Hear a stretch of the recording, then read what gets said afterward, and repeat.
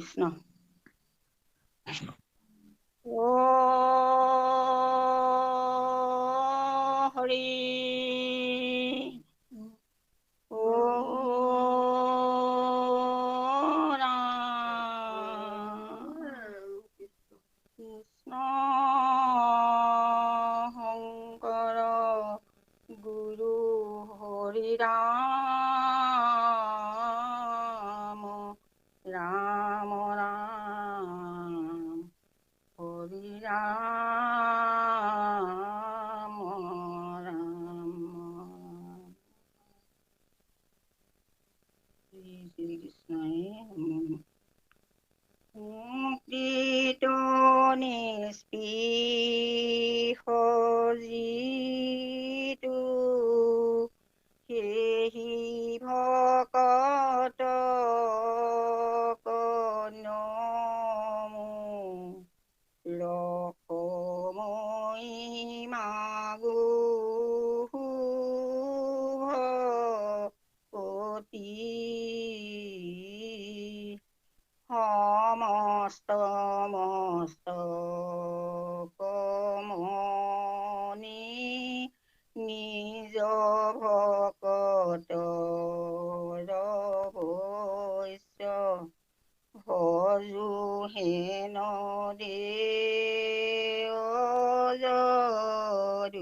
যদুপতি ৰাম ভজো হেন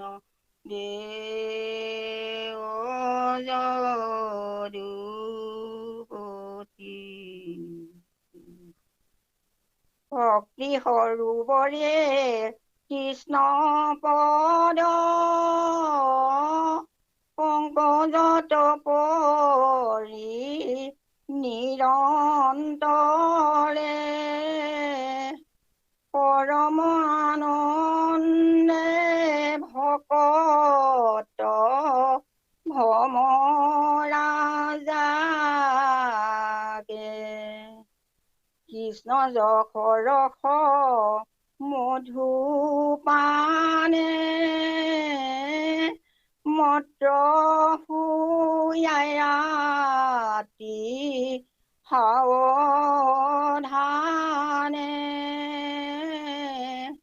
ৰাম নাম ৰাজ শংকৰা শুনি থাকে ৰাম ৰাম নাম ৰাজ শংকৰা শুনি থাকে কৃষ্ণ কৃষ্ণ কৃষ্ণ কৃষ্ণ কৃষ্ণ আই এয়া আমাৰ আইগৰাকীয়ে নামঘোষাৰ আমাৰ লেচাৰী চন্দ্ৰৰ এতিয়া এই মহিমা শিতানৰ ঘোষা গাইছে 646 নম্বৰ ঘোষা এয়া বৰ উচ্চ স্তৰৰ ভক্তিৰ কথা ইয়াত সোমাই আছে আমি আমাৰ ভক্তিৰ পৰ্যায় আছে একেবাৰে যেতিয়া আমি ওপৰ স্তৰলৈ ভক্তিৰ ক্ষেত্ৰত আগবাঢ়ি গৈ থাকোঁ তেতিয়া ভকতসকলে সেইবোৰ নিজেই গম পায় হৃদয়তে কাৰণ বিৰকতি ভকতি ঈশ্বৰৰ জ্ঞান আপুনি ভকত পাবে তাহাৰ প্ৰমাণ তেওঁ ভক্তিৰ ক্ষেত্ৰত কিমান আগবাঢ়িছে অন্তৰখন কেনেকৈ তেওঁ নিৰ্মল হৈছে কি হৈছে তেওঁ তেখেতে নিজে নিজে গম পাব সেইকাৰণে ইয়াত এটা উচ্চ স্তৰৰ ভক্তিৰ পৰ্যায়ৰ সম্পৰ্কে ইয়াত আলোচনা কৰিছে আৰু সেই সম্পৰ্কে ক'বলৈ যাওঁতে ইয়াত এটা উদাহৰণ দাঙি ধৰিছে আমাৰ ভক্তি আমি যিসকলে ভকতি কৰোঁ ভকতি এখন সৰোবৰৰ লগত তুলনা কৰিছে আৰু ভক্তিৰ সৰোবৰখন নিৰ্মল তৰংগছহীন পবিত্ৰ তাত কোনো ধৰণৰ হুলস্থুলীয়া পৰিৱেশ নাই শান্ত আৰু এখন আমাৰ হৃদয়ত সৰোবৰ থাকিব পাৰে সেইখন কিন্তু সাৰ শূন্য মৃগৱ তৃষ্ণাৰ্ণৱ জলৰ সাগৰ তাত সেইখনত আমি কিছু লোকে ভক্তিহীনসকলে সেইখন সৰোবৰত সাঁতুৰি নেদুৰি থাকে বিষয় বাসনা ভোগবিলাকত মজি কৰি আনন্দ ক'ব নোৱাৰি থাকে তেওঁলোকো মত্ত হৈয়ে থাকে বিষয় ভোগবিলাকত মজি মত্ত হৈ থাকে সেইখন সৰোবৰত আৰু যিসকলে ভকতসকলে ভক্তিপন্থত যিসকলে আগবাঢ়ি গৈ এটা পৰ্যায় পাইছেগৈ, তেখেতসকলৰ হৃদয়খনো ঠিক তেনেকৈ ভক্তি সৰ্বৰে পৰিৱৰ্তন হয়। একেখিনি মানুহৰে হৃদয় সকলোৰে আছে, কাৰোবাৰ হৃদয়খন মানে সাৰশূন্য মৃগতৃষ্ণা সদৃশ হৈছে, ৰূপ লৈছে, সেইখন এখন সৰোবৰ। তাতোত কিছু লোকে সাঁতুৰি নাদুৰি থাকি আনন্দ ভোগ কৰে, কামনা বাসনাত জৰ্জৰিত থাকে। আৰু ভকতসকলে ভক্তিৰ আনন্দ ৰসত কেনেকৈ মজি থাকে তাৰ এটা বৰ্ণনা দিছে। ইয়াত ভকতৰ সকলোৰে হৃদয় আছে, হৃদয়খন নজৰে, যিসকলে ভক্তিৰ ৰসেৰে হৃদয়খন পৰিপূৰ্ণ কৰিছে, তেওঁলোকৰ সেই ভক্তিৰ আনন্দ ৰসতে মজি থাকে। তাৰ পৰা তেওঁলোকৰ আৰু তাৰ অন্য আকাংক্ষালৈ গতি নকৰে। গতিকে এইখন ভক্তিৰ সৰোবৰ, ভকতৰ হৃদয়ত থকা সৰোবৰ, সমস্ত হৃদয় জুৰি ভক্তি ৰসেৰে পৰিপূৰ্ণ হৈ থকা হৃদয়। আৰু সেইখন ভক্তি সৰোবৰক তুলনা কৰিছে এখন নিৰ্মল তৰংগহীন এখন বাহ্যিক পৃথিৱীৰ অন্য স্থানত থকা এখন সৰোবৰৰ লগত। বাহিৰৰ সৰোবৰখনত মানে নিৰ্মল সৰোবৰখনত যেনেকৈ পদ্ম ফুলবিলাক, পদুম ফুলবিলাক ফুলি থাকে, বিকশিত হৈ থাকে, ঠিক হৃদয়তো, কাৰণ সেই নিৰ্মল হৃদয়ত, পবিত্ৰ হৃদয়ত, য'ত কোনো ধৰণৰ কামনা বাসনা নাই, তেনেকুৱা নিৰ্মল হৃদয়তো ভগৱন্তৰ কৃষ্ণ পাদপদ্ম প্ৰকাশিত হৈ থাকে। কৃষ্ণ পাদপদ্ম ভক্তসকলৰ হৃদয় ভক্তি সৰোবৰত প্ৰকাশিত হৈ থাকে।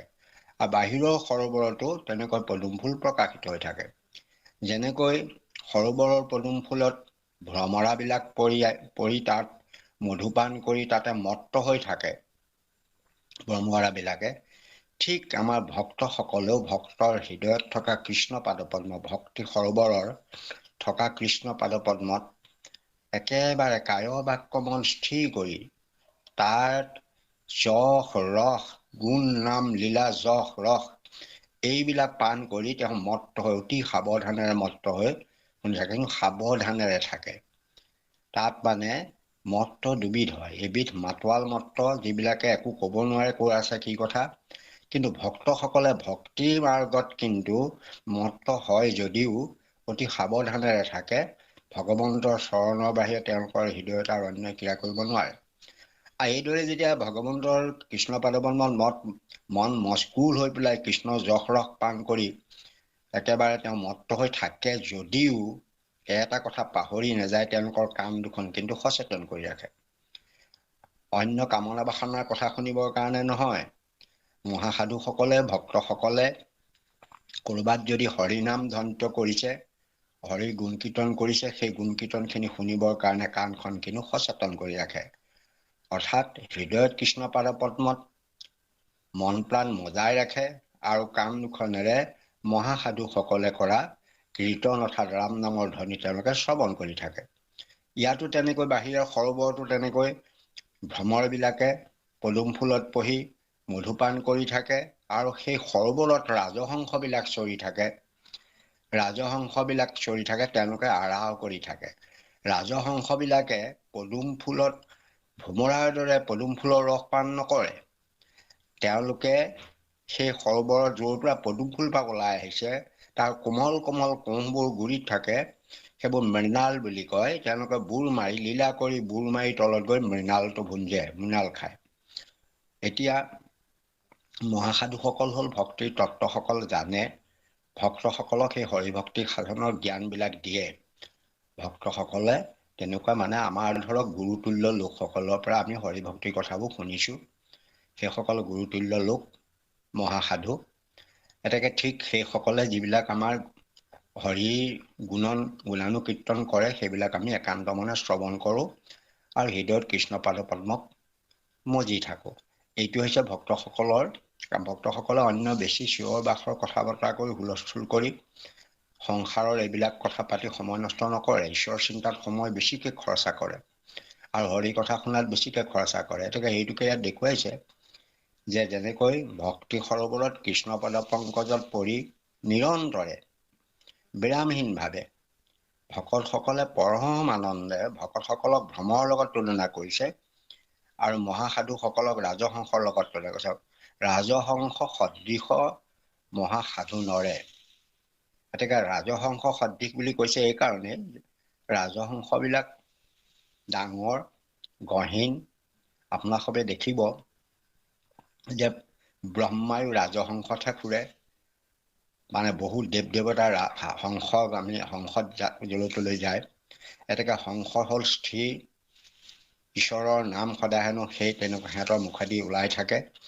এতেকে সেইকাৰণে সেইবিলাক পবিত্ৰ হিচাপে গণ্য কৰা হয়। আৰু ৰাজহংসবিলাকো ইয়াত মানে মহাসাধুবিলাকৰ লগত তুলনা কৰিছে, মহামহন্তসকলৰ লগত তুলনা কৰিছে, গুৰুতুল্য লোকসকলৰ লগত তুলনা কৰিছে। তেওঁলোকে ভগৱন্তৰ গুণ নাম লীলাজক চৰিত্ৰৰ যিবিলাক তত্ত্বময় কথা সেইবিলাক তেওঁলোকে প্ৰকাশ কৰে আৰু ভকতসকলে এইবিলাক শুনি আনন্দ লাভ কৰে।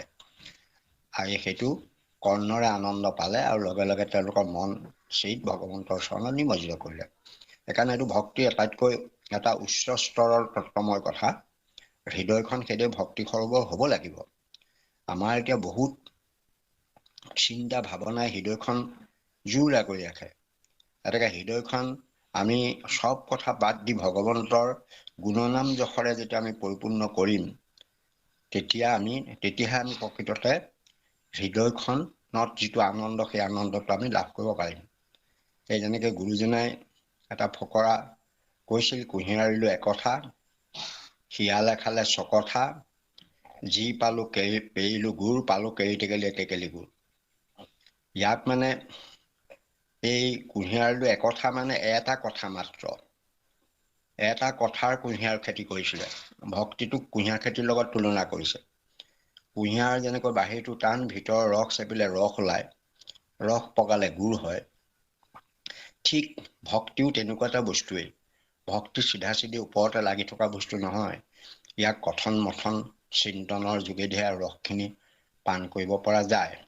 এতেকে কুঁহিয়াৰলো একঠা, একঠা মানে মাটিৰ জোখৰ একঠা নহয়, এটা কথা মাত্ৰ। একক কৃষ্ণ দেৱৰ যিটো মানে কৃষ্ণ সংস্কৃতিৰ ওপৰত ভিত্তি কৰি গুৰুজনাই এটা কথাৰ ওপৰতে তেওঁ ভকতিৰ খেতি কৰিছিল।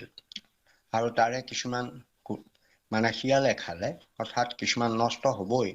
সংসাৰত থাকিলে দেহধাৰী লোকসকলৰ কাৰণে ভক্তি কৰাটো বৰ জটিল। কাৰণ সেইটো মানে গীতাতো কৈছে ভক্তি যুগত।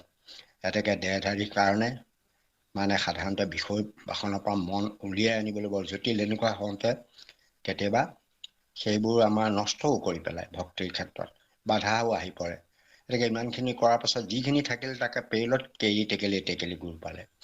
কেৰি টেকেলি মানে কেৰি টেকেলিটো আটাইতকৈ সৰু অকণমানি টেকেলি, মানে আপোনাৰ 5 ml কি কয় 50 mlতকৈ পানী তাত নধৰে। এতিয়া আমাৰ হৃদয়খনকে ইয়াত কেৰি টেকেলিৰ লগত তুলনা কৰিছে, যে হৃদয়খন পূৰ্ণ কৰি ভক্তি ৰসে পূৰ্ণ কৰি পেলালে। এতেকে কেৰি টেকেলি এটেকেলি গুৰ মানে পূৰ্ণ সেই এটেকেলি গুৰেই ভাওনা পাতিলো 6টা, সভা পাতিলো 9টা, আলহীৰ সপাসো মিতিৰৰ ঘোষাঘোষ, ঘৰৰ মানুহ সাৱধানে চলিবা, বহাগ বিহুলৈ আধা টেকেলি থোৱা। এতিয়া ভাওনাও 6টা পাতিলে, সভাও 9টা কৰিলে, তাৰোপৰি আকৌ আলহীকো বহুত আলহীকো দিলে, মিতিৰকো দিলে, আকৌ ঘৰৰ মানুহক কৈছে সাৱধানে চলিবা, বহাগ বিহুলৈ আধা টেকেলি থোৱা। এতেকে গুৰুজনাই কৰা ভক্তি ৰসৰ হৃদয় পূৰ্ণ কৰি কৰা এয়া হৈছে নিৰ্মল ভক্তি ৰস, পৰিপূৰ্ণ। ইয়াত বাহিৰা কোনো অন্য অপদাৰ্থ বা অন্য পদাৰ্থ ইয়াত নাই। একদম ইয়াত নিৰ্মল শুদ্ধ ভক্তি ৰসেৰে তেওঁ হৃদয় পূৰ্ণ কৰিছে। আমাৰ ভক্তসকলেও তেনেকে ভক্তি নিৰ্মল ভক্তি ৰসেৰে হৃদয়খন পূৰ্ণ কৰি এখন ভক্তি খবৰলৈ পৰিৱৰ্তন কৰিব পাৰে। আৰু তেনেকুৱা ভক্তি মই হৃদয়তহে প্ৰভু ভগৱন্তৰ চৰণ দৰ্শন হ'ব। আমাৰ চৰণ দৰ্শন হঠাৎ কেতিয়াও আমি কৰিব নোৱাৰোঁ। কৰিবলৈ হ'লে ফৰকাল হৃদয় হ'ব লাগিব, হৃদয় কক্ষণ ফৰকাল হ'ব লাগিব, পৰিষ্কাৰ হ'ব লাগিব, নিৰ্মল হ'ব লাগিব। তেতিয়াহে আমি তাত ভগৱন্তৰ দুখানি চৰণ দৰ্শন পাম, কৃষ্ণ পাদ পংকজ আমি দৰ্শন পাম। আৰু তেতিয়া সেই পাদ পংকজ দৰ্শন পালে তাতে মন প্ৰাণ সপি তেওঁৰ গুণ নাম লীলা যশ এইবিলাক চিন্তা কৰি ভাৱনা কৰি কীৰ্তন কৰি তাৰে মন প্ৰাণ মজি মত্ত হৈ থাকি ভকতসকলে নিজৰ হৃদয়তে মত্ত হৈ থাকে। আৰু বাহিৰলৈ নগলেও হৃদয়তে তেওঁ ঈশ্বৰক চিন্তা কৰি তাতে চৰণতে মজি থাকে। আৰু লগে লগে তেওঁলোকৰ কৰ্ণখনেও হৃদয়ত থকা ঈশ্বৰৰ চিন্তা কৰিছে যদিও আকৌ হৰি কথাবোৰ শুনি থাকিব। ৰামৰ নামৰ ৰাজহংসৰ ৰাও শুনি থাকে। ৰাজহংস বিলাকে যি ৰাও কৰে তেওঁলোকে সেই ৰাওটোক তেওঁলোকে ৰাম নাম প্ৰকাশ হৈছে বুলি কৈছে। ৰাজহংস হ'ল সাধুসকলৰ কথা কৈছে। সৰোবৰত যেনেকৈ ৰাজহংসৰ ৰাওটো ভ্ৰমৰাবিলাকে শুনি থাকে, তেওঁলোকে যেনেকৈ মৃণাল ভুঞ্জি মানে তলৰ পৰা মৃণালটো উলিয়াই উলিয়াই খায়, ঠিক ভক্তিৰ তত্ত্ববিলাক অন্বেষণ কৰি মহাসাধুসকলে, মহন্তসকলে, গুৰুসকলে তত্ত্ববিলাক ভক্তসকলক দিয়ে, প্ৰদান কৰে, আৰু সেইবিলাক তেওঁলোকে কৰ্ণৰে শুনি হৃদয় আনন্দৰে পৰিপূৰ্ণ কৰে, আৰু হৃদয়ত থকা কৃষ্ণ পাদ পংকজত তেওঁৰ মন প্ৰাণ সৰ্বক্ষণতে মজাই ৰাখে। এটাতকে ভক্তিৰ এটা উত্তম স্তৰ। কথা এসোপা পাতি থাকিলেহে, ক'ৰবাত সমাজত গৈ থাকিলেহে ভক্তি হ'ব, কথা নাই। হৃদয়তে ভক্তি কৰাৰ এটা উপায় ইয়াত দিছে। হৃদয়তে এতেকে ইয়াত মাত্ৰ এটা তুলনা। ভক্তি সৰোবৰ আমাৰ হৃদয়ত হৈছে। হৃদয়খনো এখন ভক্তি সৰোবৰলৈ আমি পৰিৱৰ্তন কৰিব পাৰোঁ। আৰু লগে লগে কৃষ্ণ পাদ পংকজক সৰোবৰৰ পদুম ফুলৰ লগত তুলনা কৰিছে, আৰু ভকতক ভ্ৰমৰৰ লগত তুলনা কৰিছে, আৰু এই মধু যিটো ফুলৰ মৌ থাকে, সেই মৌটোক কৃষ্ণ যশৰ ৰসৰ লগত তুলনা কৰিছে, আৰু এই ৰাজহংসসমূহক মহাসাধুসকলৰ লগত তুলনা কৰিছে। তেওঁলোকে যি নাম কীৰ্তন কৰে তাৰ ধ্বনি ভকতসকলে শুনি থাকে। এয়া হৈছে ইয়াত এটা উপমা দি এই কথাটোৰ গুৰুত্ব দিছে। অৰ্থাৎ আমাক ইয়াত কৈছে যে ভক্তসকলে হৃদয়খন ভক্তি সৰ্বলৈ পৰিৱৰ্তন কৰি ভগৱন্তৰ কৃষ্ণৰ চৰণত মন প্ৰাণ মজাই ৰাখিব লাগে, আৰু ঈশ্বৰৰ ৰাম নাম সদায় শ্ৰৱণ কীৰ্তন কৰিব চাগে। এইটোৱে মূল তত্ত্ব, সেইটোৱেই। কৃষ্ণ আই যাওকচোন। কৃষ্ণ ঐকান্তিক মহামুনি যত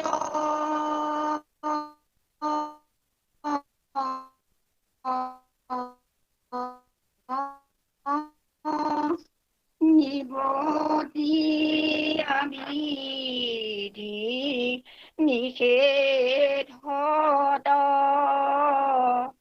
নিগুণ ভাৱত স্থিতিহু ৰাণী অন্তৰে জানি পুৰুষাৰ্থ সাৰত কৃষ্ণ কথামিত সাগৰ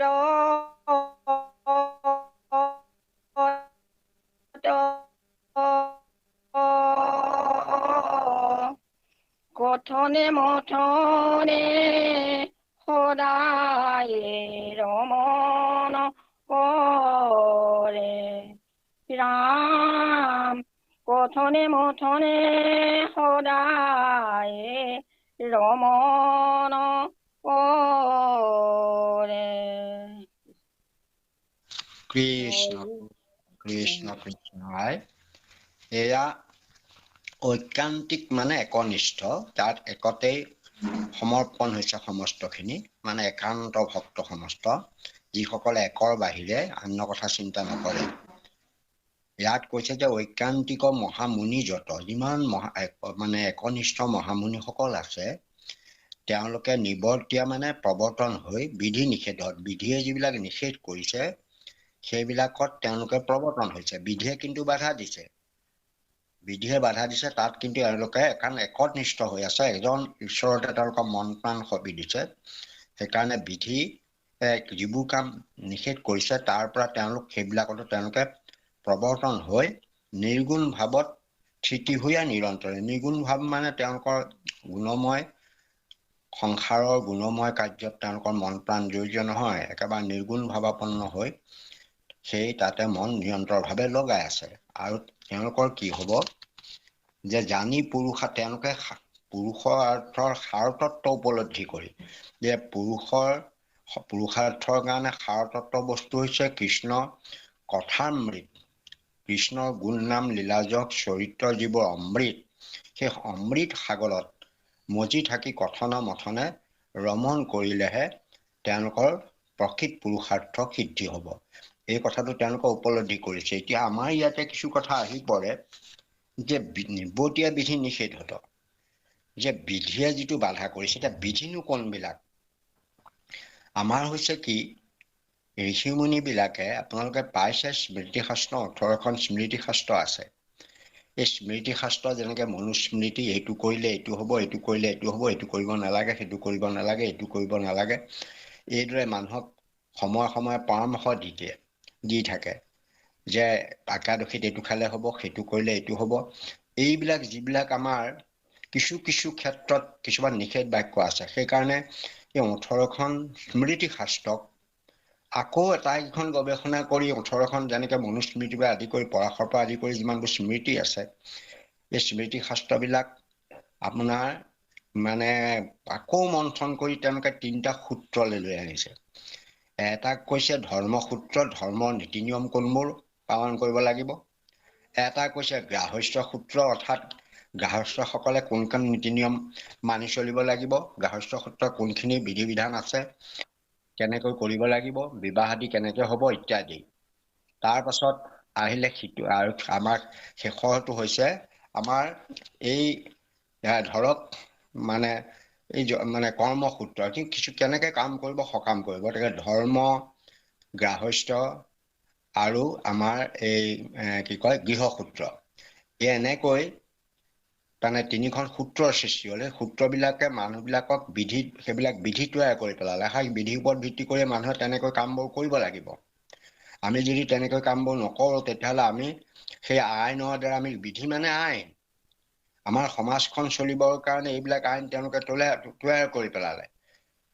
এই আইনমতেহে আমি চলিব লাগিব। সেইকাৰণে যিমানবোৰ সংহিতা আছে, সংহিতাবিলাক একোখন এখন আইনৰ নিচিনা আমাক তাত বান্ধি থৈছে। যেনেকৈ কৌমুদী শাস্ত্ৰবিলাক 18খন কৌমুদী তৈয়াৰ কৰিলে, তাত কেনেকৈ প্ৰেতকৰ্ম কৰিব লাগিব, শ্ৰাদ্ধ কেনেকৈ কৰিব লাগিব, বিবাহ কেনেকৈ কৰিব, দুৰ্গা পূজা কেনেকৈ কৰিব, এই বিভিন্ন ধৰণৰ সম্বন্ধবিলাক কেনেকুৱা হ'ব, কোনটো সম্বন্ধ কি হ'ব, দয়া কেনেকুৱা কৰিব, কাৰ কি হ'ব, এইবিলাক নীতি নিয়মবিলাক তাত নিবন্ধ কৰিলে। এতেকে সেইবোৰ বিধি, সেই বিধিবিলাকে আমি মানুহে মানি চলিব লাগে।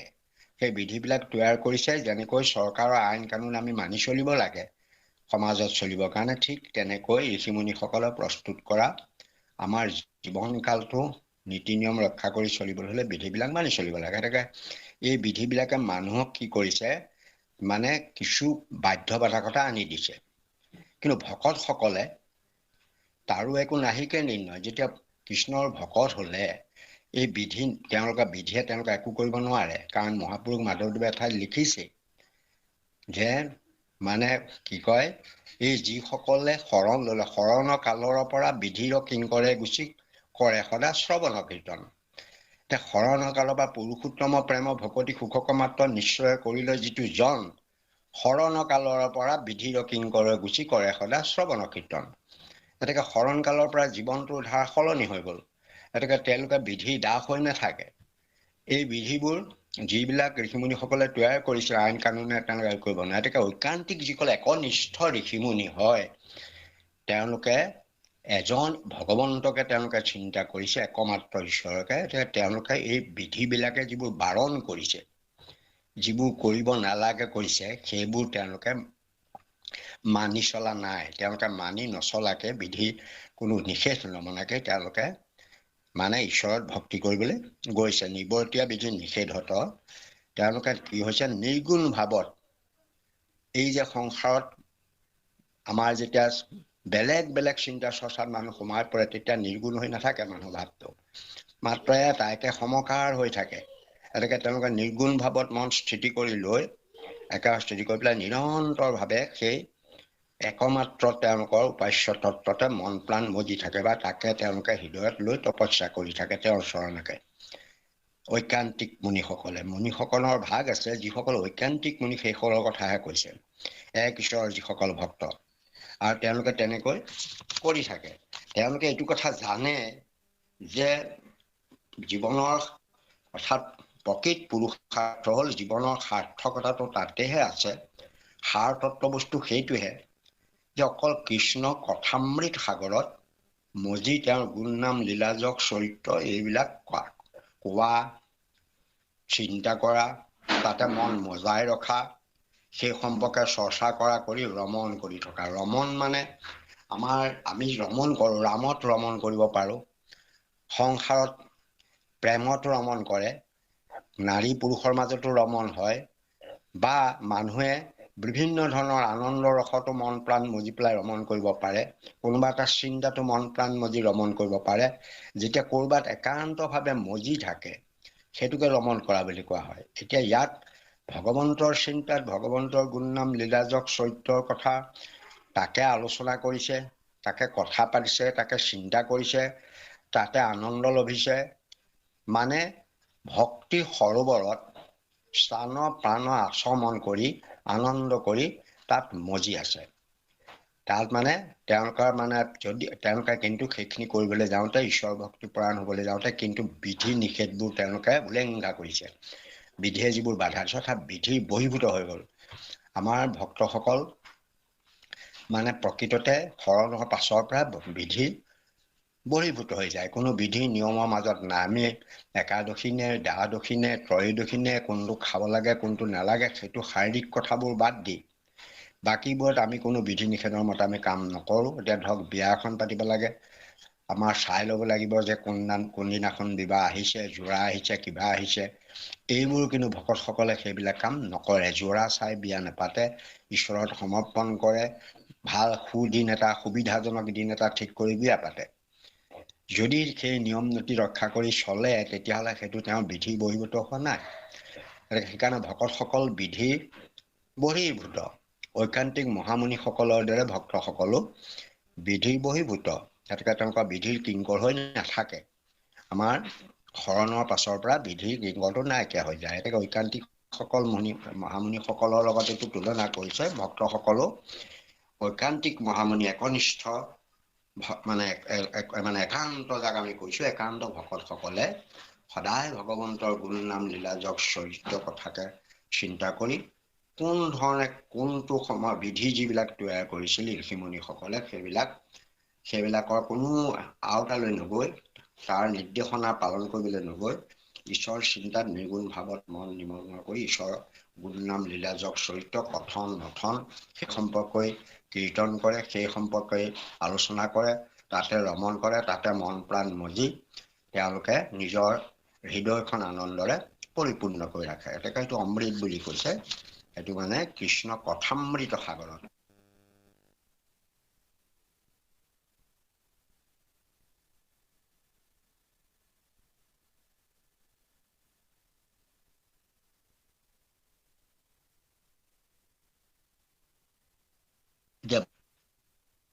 একান্ত ভক্তসকলো সেই ঐকান্তিক মহামুনিসকলৰ নিচিনাই বিধিৰ অধীন নহয়, বিধিৰ কিংকৰ নহয়। তেওঁলোকে বিধি মানে নিত্য নৈমিত্তিক এইবিলাক বিধি বুলি কয়, এই বিধি তেওঁলোক কিংকৰ নহয়।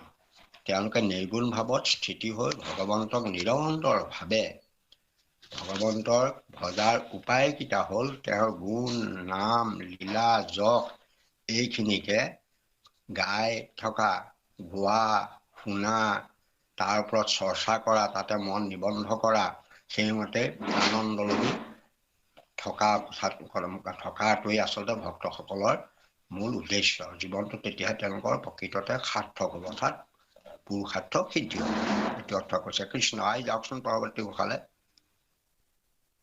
কৃষ্ণ হৰিৰ গুণৰ দেখাবল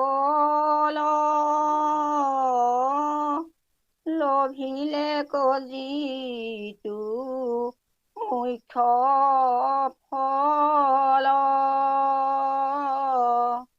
তাহাৰা সবাৰো চিত্ৰক আনয়তানি এতেকে নিপুণ যিটো জন কৃষ্ণৰ চৰণে দিয়া মন শৰীৰ গুণক নাচাৰি বাহাৰ জানি ৰাম হৰিৰ গুণক নাচাৰি বাহাৰ জানি। কৃষ্ণ কৃষ্ণ কৃষ্ণ।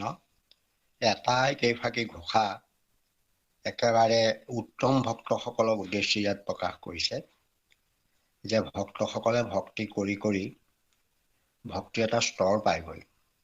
ভক্তি এটা সাধন প্ৰক্ৰিয়া। ভক্তিক এটা পন্থৰ লগত তুলনা কৰিছে।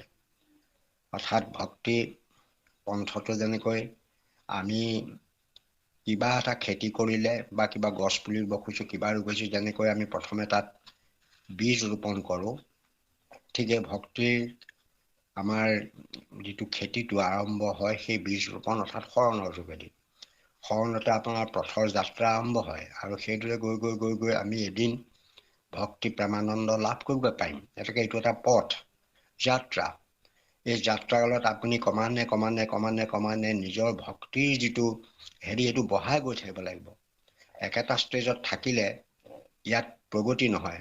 সেইকাৰণে ইয়াত এটা কৈছে যে ঈশ্বৰত ভক্তি কৰিলে আপুনি মুকুতি পাবই, তাত কোনো সংশয় আৰু সন্দেহ নাই। আগৰ যিবিলাক ভক্তি আছিল, ভক্তি বোলে পন্থটো অকল শংকৰদেৱহে উলিয়াইছিলে। আগত ভকতি নাছিল এনে নহয়। নাৰদেও ভক্তি কৰিছিল, প্ৰহ্লাদেও ভক্তি কৰিছিল বা ধ্ৰুৱই ভক্তি কৰিছিল। আগত বহুতে ভক্তি কৰাৰ উদাহৰণ আছে। কিন্তু মহাপুৰুষ শংকৰদেৱে যিটো ভক্তিৰ ধাৰা প্ৰচলন কৰিলে, ভক্তিৰ ধাৰাটো সম্পূৰ্ণ ৰকমে এটা পৃথক ভক্তিৰ ধাৰা। আগৰ ভক্তিৰ ধাৰাটোত যিটো আছিল, সেইটো ভক্তিৰ ধাৰাত ভক্তিৰ এটা উদ্দেশ্য আছিল। মানে ভক্তিৰ উদ্দেশ্যধৰ্মী ভক্তি আছিল। উদ্দেশ্যধৰ্মীটো কি? ভক্তি কৰিলে মানুহে মুক্তি লাভ কৰিব, এটা চৰম লাভ। আটাইতকৈ চৰম লাভটো হৈছে মুক্তি। সেইটোৰ আশাত ভক্তি কৰিছিল। কিন্তু মহাপুৰুষ শংকৰদেৱে যিটো ভক্তিৰ ধাৰা প্ৰচলন কৰিলে, তেওঁ মুক্তিবোৰ উদাস কৰি দিলে।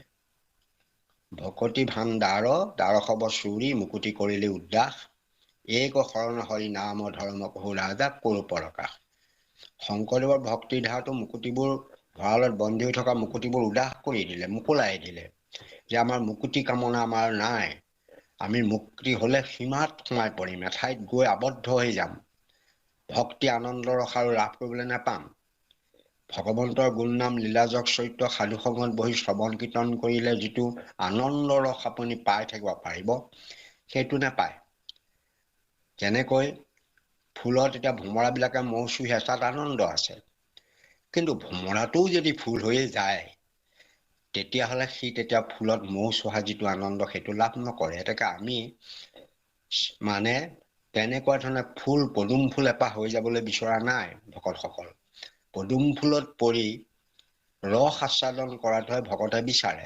তাতেই আনন্দটো সোমাই আছে। কিন্তু নিজে যদি পদুম ফুলে পৰিৱৰ্তন হৈ যায়, তেতিয়াহ'লে তাত আনন্দটো নাথাকে। সেইকাৰণে ভক্তসকলে সদায় মুক্তিক বাঞ্ছা নকৰে, কিন্তু ভগৱন্তইতো মুক্তি দিবই। সেইকাৰণে মুক্ত লাভ কৰা যিসকল মানে শৰীৰ গুণৰ দেখা বল, লোভিল এক যিটো মুখ্য ফল, তাহাৰ সবৰ চিত্তক আনয় টানি। তাৰমানে যিসকলে মুক্তি লাভ কৰিলে, তেওঁলোকে বৈকুণ্ঠ ধামত স্থান লাভ কৰিলে, নিজৰ ভক্তি সাধনাৰ যেনেকুৱা ফল সেইমতে তেওঁলোকে মানে বৈকুণ্ঠত স্থান পালে। উত্তম স্থান, তাতকৈ আৰু বৈকুণ্ঠতকৈ আৰু উত্তম স্থান নাই। তেনেকে স্থানত তেওঁলোকে গতি পালা। তেওঁলোকৰ আগত আৰু তেওঁলোকৰ জন্ম ৰহিত হৈ গ'ল। জন্ম মৃত্যুৰ পৰা তেওঁলোক মুক্তি পালে আৰু লগে লগে কাল মায়াৰ পৰাও তেওঁলোকে মুক্তি লাভ কৰিলে। কাল মায়াও নাই, জন্ম মৃত্যুটোও নাই, কষ্টও নাই, দুখ নাই, সংসাৰৰ বেদনা একো নাই মুক্তি লাভ কৰা সকলে। কিন্তু তেওঁলোকে আনন্দ নাই। কি আনন্দ নাই? ভক্তি প্ৰেমানন্দটো নাই। এতেকে ভক্তি প্ৰেমানন্দটো তেওঁলোক মানে যিসকলে সংসাৰতে থাকি ভগৱন্তৰ গুণনাম লীলাজক চৰিত্ৰ কৰি যিটো ভক্তি প্ৰেমানন্দত মজি আছে, এই হৰিনামৰ ভক্তি প্ৰেমানন্দৰ ৰস দেখি পেলাই সেই মুক্তি লাভ কৰা বৈকুণ্ঠত থকা লোকসকলেও এইবিলাক দেখি থাকে। কাৰণ তেওঁলোকে সমস্ত জগতখন তেওঁলোকে তাৰ পৰা মানে দৰ্শন কৰি থাকে। গতিকে দেখি তেওঁলোকে মনবিলাক এনেকুৱা হৈ যায় যে আমিও যে হৰি গুণ কীৰ্তনলৈ গুচি যাওঁ।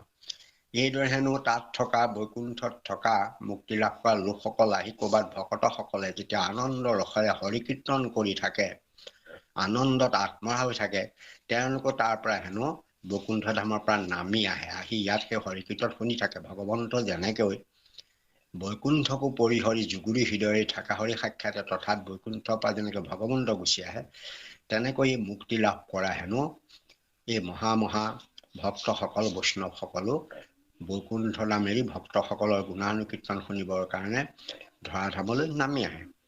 যে ইমানেই দেখা যে হৰি গুণৰ দেখা বল, হৰি কীৰ্তনৰ আনন্দ ৰসৰ কিমান ডাঙৰ শক্তি। ইয়াত মুক্তি লাভ কৰি বৈকুণ্ঠত নিবাস কৰিবলৈ পোৱা পৰম স্থান লাভ কৰাৰ পাছতো তেওঁলোকে হৰি কীৰ্তন তেওঁলোকৰ চিত্ৰটো আমাৰ ইয়াত হোৱা ভূলোকত হোৱা হৰিনাম কীৰ্তনৰ ধ্বনিয়ে তেওঁলোক আকৰ্ষণ কৰি তালৈ টানি আনে। মানে এইটো আনন্দ ৰস লবলৈ তেওঁলোক ইয়াত পাহি।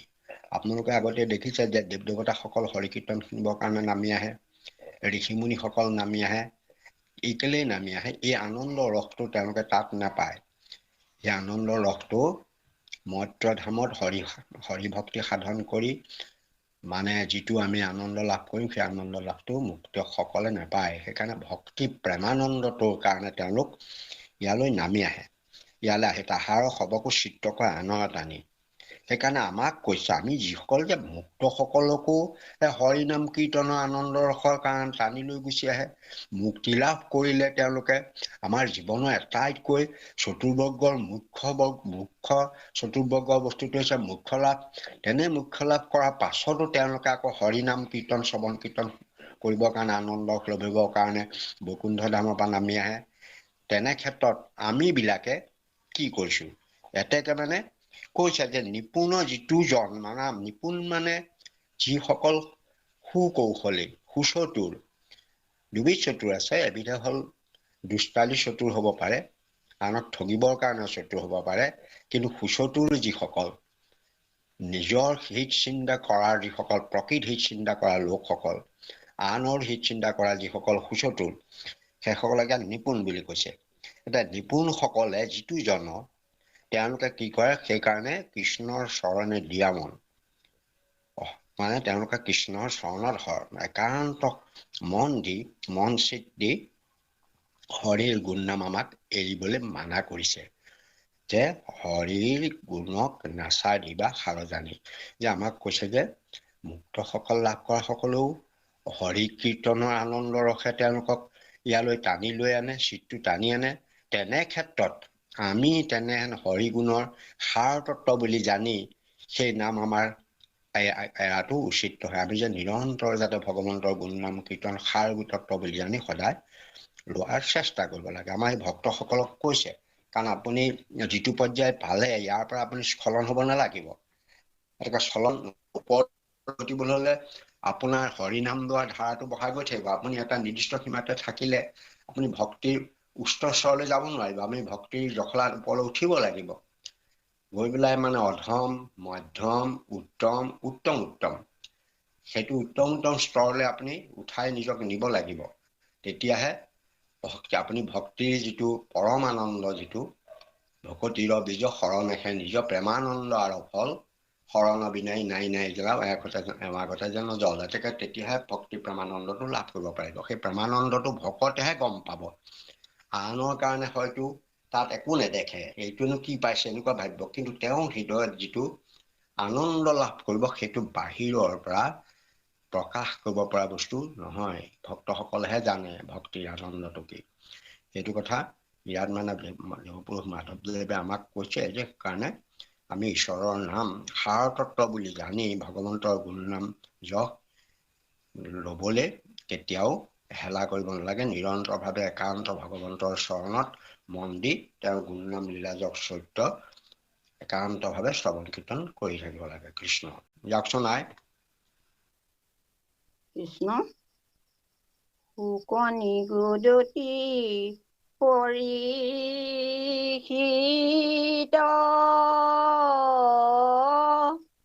যদি আমি গুণত স্থিত তথাপি উত্তম শ্লোকৰ মহিমা গুণে কৰিলে কমুক বৈশ্য চিত ভাগৱত গ্ৰন্থ বিপৰীত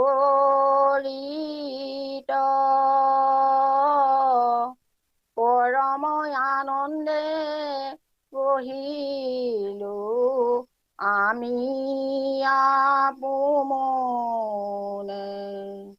ৰাম পৰম আনন্দে পঢ়িলো আমি আপোনে।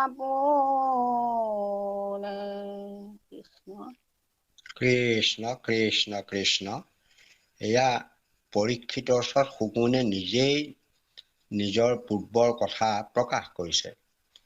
শুকমুনিৰ কথা আপোনালোকে জানেই, তেওঁ মাত্ৰ এখন লেংটি পিন্ধি থাকে, তেওঁ নিৰ্গুণ ভাৱনাত থাকে, তেওঁৰ কোনো মায়া নাই, বিষয় বাসনা নাই, ভোগবিলাসৰ কথা নাই। এতেকে যেতিয়া ব্যাস মহামুনি, ব্যাসে তেওঁৰ 4জন শিষ্য আছিল, পৈল্য, জয়মিনী, সুমন্ত আৰু বৈশম্পায়ন। প্ৰতিজনকে ভিন্ন ভিন্ন বেদৰ জ্ঞান দিলে। বৈশম্পায়নক যজুৰ্বেদৰ জ্ঞান দিলে, এতেকে সুমন্তক অথৰ্ববেদৰ দিলে। এনেকৈ প্ৰতিজনকে 4জনকে পৈল্য, জয়মিনী আৰু সুমন্ত আৰু বৈশম্পায়ন 4জনক 4 বেদৰ জ্ঞান দিলে। দি পেলাই তেওঁ দেখিলে যে ভাগৱত বস্তুটো কিন্তু আটাইতকৈ ওপৰত, আটাইতকৈ ভাল বস্তু, উত্তম বস্তু।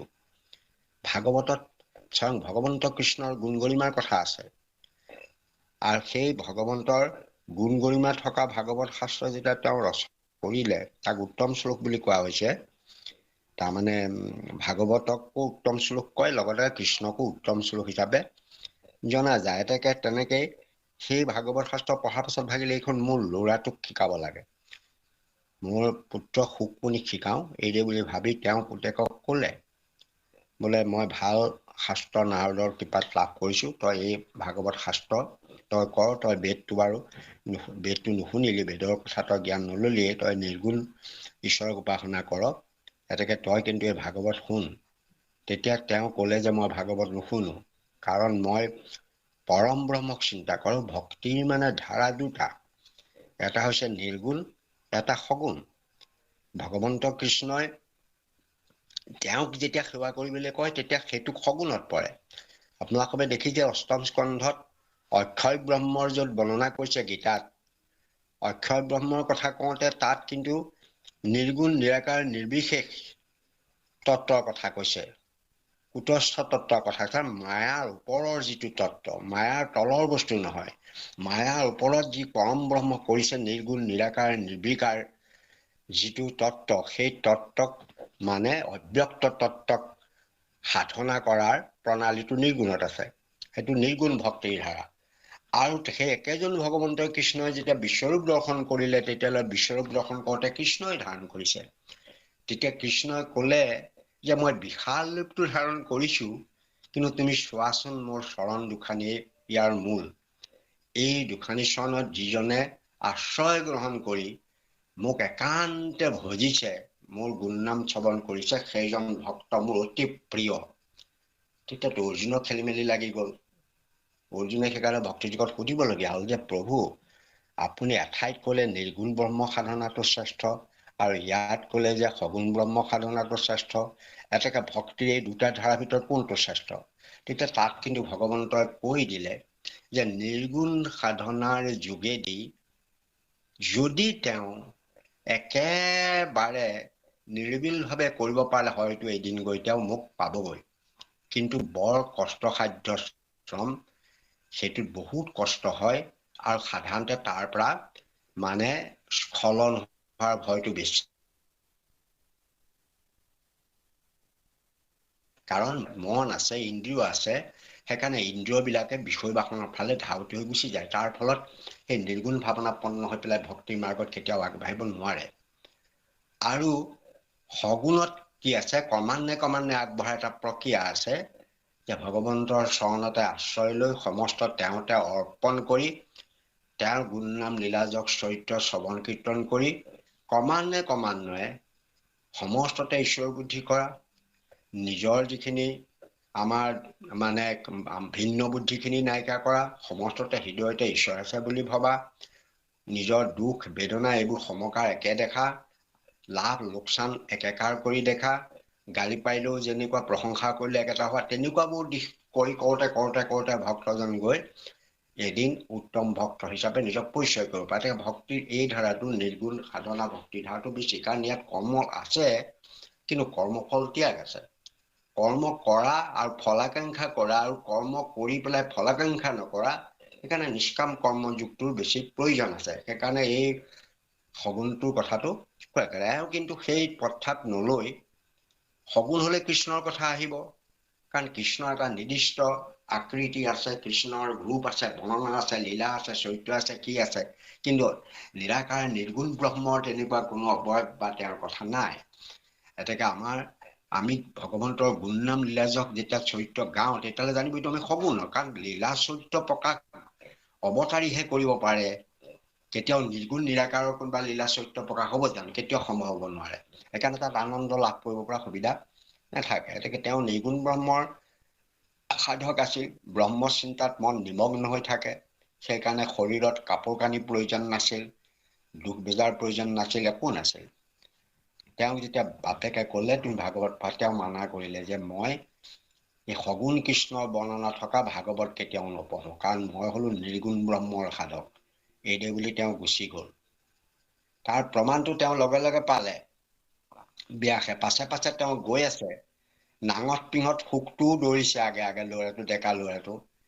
এই যমুনা তীৰত যেনেকৈ কেইগৰাকীমান মহিলাই মানে কাপোৰ কানিত হৈ তেনেকে গা পা ধুই আছিল, থাকোতে সেইপিনেদি শুকমুনি দৌৰি গ'ল।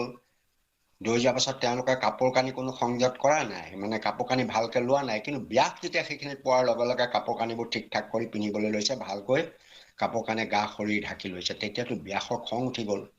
তহঁতৰ সন্মুখেদি এতিয়া এটা ডেকা ল'ৰা, উলংগ ডেকা ল'ৰা এটা দৌৰি গ'ল, তহঁতে আকৌ তেতিয়া কাপোৰ কানি ঠিক নকৰিলি, মোক এই বুঢ়াটোক দেখি তহঁতি কাপোৰ কানি কেলে ঠিক কৰিছ? তেতিয়া সেই তাৰে এগৰাকীয়ে ক'লে যে আপোনাৰ বুঢ়া হলেও আপোনাৰ কামনা বাসনা আছে, সেই ডেকা ল'ৰা হলেও তেওঁৰ কামনা বাসনা চাই, এতিয়া নিৰ্গুণ সাধনত মানে মজি আছে।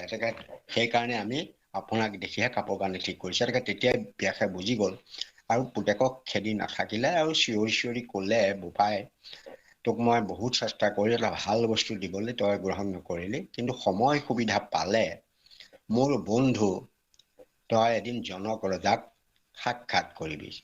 পুতেকে কাণত শুনিলে, গুৰুত্ব নিদিলে, আশ্ৰমত ঘূৰি ফুৰে। এতেকে গৈ তেওঁ এদিন মনত পৰিল, তাৰ কাৰণে তেওঁ সেই বিচাৰি বিচাৰি জনক ৰজাৰ আশ্ৰম ওলাল। জনক ৰজাৰ কথাটো জানেই, জনক এই 12জন বৈষ্ণৱৰ মাজত জনকো এজন, শুকো এজন।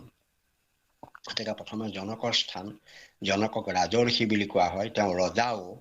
জনক বংশটো হৈছে নিমি ৰজাৰ যিটো বংশ, ইক্ষ্বাকু বংশৰ নিমি ৰজাৰ কথা আপোনালোকে পাইছে, যে নিমি ৰজাৰ মানে এজন নাতি আছিল দেৱৰাট বুলি, সেই দেৱৰাটক তেওঁ মানে সেই আপোনালোকৰ কাহিনীটো পাইছে, ধনুখনৰ কাহিনীটো, যে অগৰ ধনু যিখন আছিল, যিখন ধনু মানে শিৱৰ ধনু আছিল, সেই শিৱৰ ধনুখন যেতিয়া গুণডাল ছিঙি পেলাইছিলে বিষ্ণুৱে কাঁড় মাৰি, তেতিয়া সেই ধনুখন সেই দেৱৰাটক দিছিলে। আৰু সেই দেৱৰাটৰ আৰু সেই মানে নিমিৰ বংশধৰে তেওঁলোক সেই বংশটো গৈ জনক বংশ হ'ল। আহি চুতধৰ জনকৰ যুগলৈকে এইটো জনক বংশ চলি আহিছে। তেওঁলোক ৰজা, কিন্তু ভক্তি মাৰ্গৰ, বৈষ্ণৱ মাৰ্গৰ তেওঁলোকক খালি বিপদত পেলাই দিলে শিৱই, সেই তেওঁৰ গুণ শিগা ধনুখন তেওঁলোকক সেই দেৱৰাটক দিলে কাৰণে সেই ধনুখনক সন্মান কৰিবলগীয়া হ'ল শিৱৰ ধনুৰ কাৰণে, তাকো পূজা পাতল কৰি থাকে। সেইটো সেই একেখন ধনুকে আহি যেতিয়া চুতধৰ জনক পালেহি, চুতধৰ জনকে সেই ধনুখন লৰচৰটো কোনেও কৰিব নোৱাৰে, প্ৰকাণ্ড ধনু, গতিকে সেই ধনুখন লৰচৰ কৰিব নোৱাৰে। এদিন জনক ৰজা কেনিবালৈ যাবলৈ ওলাইছিল, যাবলৈ ওলাওঁতে তেওঁৰ মানে সীতাক ক'লে, তেওঁৰ জীয়েক তেতিয়া সৰু ছোৱালী, যে মই ইয়াত এই বিষ্ণু মন্দিৰত চাকি বন্তি জ্বলাই তই সেৱা কৰিবি, মোৰ কামখিনি কৰিবি, আৰু ধেনুখনতো তই চাকি তাকি দিবি, কাৰণ সেইখন হৰৰ ধনু হয়। তাৰ পৰা মানে তেওঁ মানে সেই কাম মানে মন্দিৰত চাকি তাকি দিলে, সীতা দেৱীয়ে যেতিয়া ধনুখনৰ ওচৰলৈ গ'ল, দেখিলে যে হাবিয়ে জংঘলে ধনুখন তিনি ঢাকি থৈছে, লেতেৰা কৰি থৈছে। কাৰণ ধনুখন দাঙিব নোৱাৰাৰ কাৰণে তলটো চাফা কৰিব নোৱাৰে। তেওঁ ধনুখন দাঙি আঁতৰাই মানে সেইখন চাফা টাফা কৰি ধুনীয়া কৰি পেলালে। জনক ৰজা সেইটো আচৰিত হৈ গ'ল, এই ধনুখনৰ ঠাইডোখৰ কোনে চাফা কৰিলে? সীতাক সুধিলে, ক'লে যে মই এনেকে দাঙি দিলোঁ, দাং খাই গ'ল আৰু সেইকাৰণে আঁতৰাই থৈ কামখিনি কৰিলে। আৰে আমি 3-4টা ধনুখন দাঙিব নোৱাৰোঁ, তই ধনুখন দাঙিলি। তেতিয়াই তেওঁ প্ৰতিজ্ঞা কৰিলে, ধনুখনত যিজনে গুণ লগাব পাৰিব তেওঁলোকেহে মই এই ছোৱালীজনী বিয়া দিম। সেইটো হৈছে তেওঁৰ বংশোদ্ভৱ, তেওঁ নিজৰ প্ৰতিজ্ঞা আছিল। আৰু সেইমতে তেওঁ সময়ত সেই ধনুখনক সেইটো সেইকাৰণে ৰামচন্দ্ৰই ধনুখন মাজতে ভাঙি পেলালে। এই ধনুখনে ভক্তি ধৰ্মটোক কুলসিত কৰি ৰাখিছে, নষ্ট কৰি ৰাখিছে। বিষ্ণু পূজাত মিছলীয়া পূজা প্ৰচলন হৈ গৈছে। সেইকাৰণে ধনুখন তেওঁ গুণ লগাবলৈহে দিছিল। গুণ লগালেও কিন্তু মাজতে ভাঙি পেলালে, তাৰ চিৰদিনৰ কাৰণে পূজাটো শেষ কৰিবৰ কাৰণে। যি কি নহওক, এইফালৰ সেই চুতধৰ জনকৰ ওচৰলৈ এবাৰ মানে শুকমুনি আহিল। শুকে মানে বিচাৰি বিচাৰি বাপেকৰ কথাটো ৰক্ষা কৰিবলৈ দেখিলে যে এইটো ঘৰ দেখোন প্ৰকাণ্ড ঘৰে দুৱাৰে একেবাৰে মাটিয়ে সম্পত্তিয়ে একদম এইবোৰ ৰত্নৰ গোটেই ঘৰে তিৰবিৰাই আছে। তথাপিতো তেওঁ আহিল। এই জনক ৰজাই তেওঁ আদৰি সাদৰি বহুৱালে, ভৰি হাত ধুৱাই খোৱালে বোৱালে, শুৱা শুশ্ৰূষা কৰিলে। অহাৰ কাৰণ সুধিলে, ক'লে যে মই অহাৰ কোনো কাৰণ নাই, পিতৃ আপোনাৰ ওচৰলৈ আহিবলৈ কৈছে কাৰণে আহিলোঁ। শুকমুনিয়ে ক'লে, বোলে কিবা ক'বা নে? বোলে মোক সুধিবলৈ আপোনাক একো নাই, আপুনি কিবা কয় যদি কওক। তেতিয়া জনক ৰজাই ক'লে যে মোৰ ক'বলৈ আছে, তুমি আগতে স্নান কৰি আহা হ্ৰদত গৈ। সেই হ্ৰদত স্নান কৰিবলৈ গ'ল। গৈ পেলাই হ্ৰদত তেওঁ জুবুৰা মাৰোতেই তেওঁ মানে যিখন লেংটি আছিল, লেংটিডাল পাহাৰতে খুলি তেওঁ হ্ৰদত জুবুৰা মাৰিলে। অৰ্ধ স্নান কৰি থাকোঁতে দেখিলে পাৰত জুই লাগিছে। লেংটিডাল পুৰিব বুলি দৌৰি উঠি আহিল। উঠি আহি তেওঁ লেংটিডাল ধৰি পলাব খোজোতেই সেইখিনিতে জনক ৰজা উপস্থিত হৈ তেওঁক ধৰিলে। সুধিলে যে তুমিয়েই কোৱা নে নিৰ্গুণ ব্ৰহ্মৰ সাধক? তুমিয়েই কোৱা নে অময়া বুলি? তোমাৰ লেংটিডালত তোমাৰ যিমান মই মায়া দেখিলোঁ, মোৰ ঘৰ দুৱাৰবোৰ এফালৰ পৰা জ্বলিছে, মই তাৰ প্ৰতি কিবা মোক বিচলিত হোৱা দেখিছানে?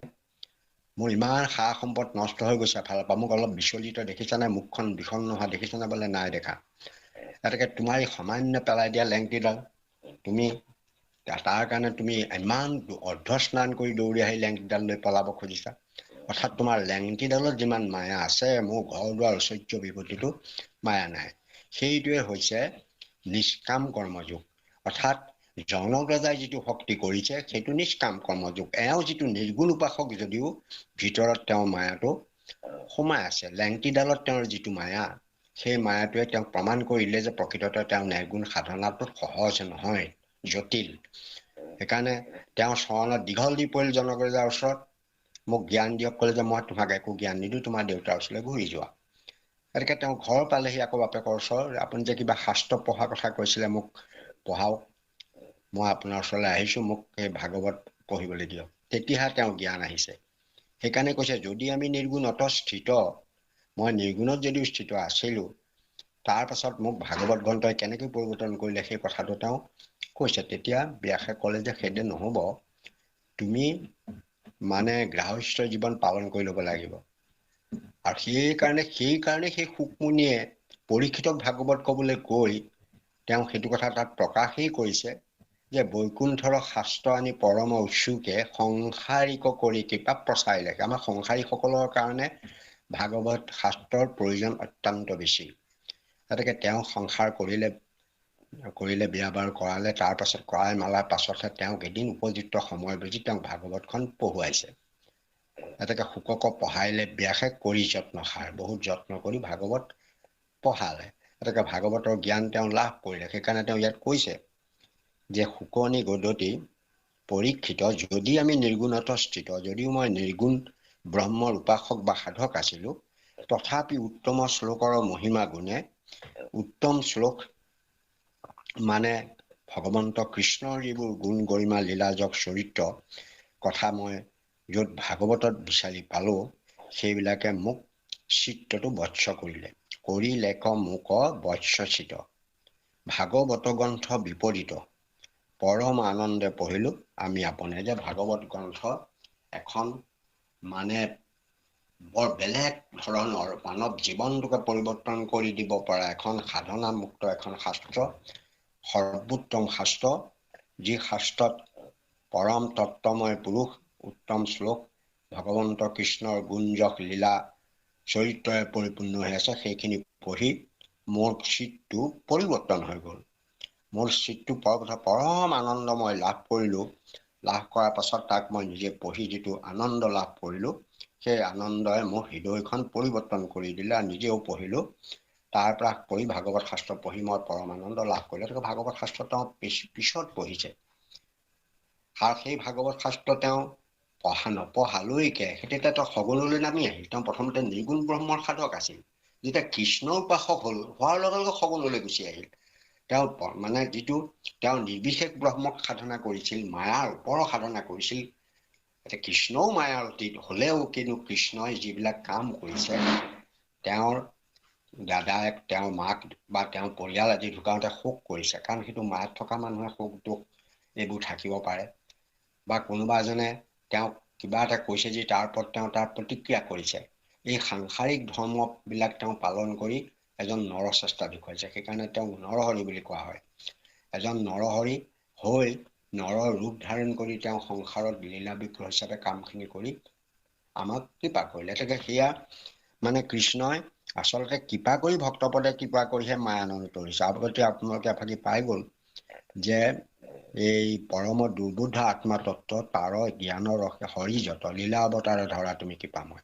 আত্মতত্ত্বটোক বুজাবৰ কাৰণেই লীলা অৱতাৰবিলাক ধৰে, আৰু এইটো এটা পূৰ্ণ লীলা তেওঁ প্ৰদান কৰিছে, যি লীলা চৰিত্ৰ আমি শ্ৰৱণ কীৰ্তন কৰাৰ এটা সুবিধা লাভ কৰিছোঁ। আৰু শুকমুনিও সেইখিনি পাঠ কৰি তেওঁ আনন্দ লাভ কৰি পৰম সন্তোষিত হৈছোঁ বুলি ইয়াত তেওঁ ঘোষণা কৰিছে যে ভাগৱত গ্ৰন্থই মোক পৰম আনন্দ প্ৰদান কৰিলে, আৰু মই নিজে পঢ়িলোঁ আৰু মোৰ সেইখিনি কণ্ঠাগত হৈ গ'ল। শুকমুনিয়ে এয়া মানে পৰীক্ষিতৰ ওচৰত প্ৰকাশ কৰিছে। কোৱাৰ কথা কৃষ্ণ।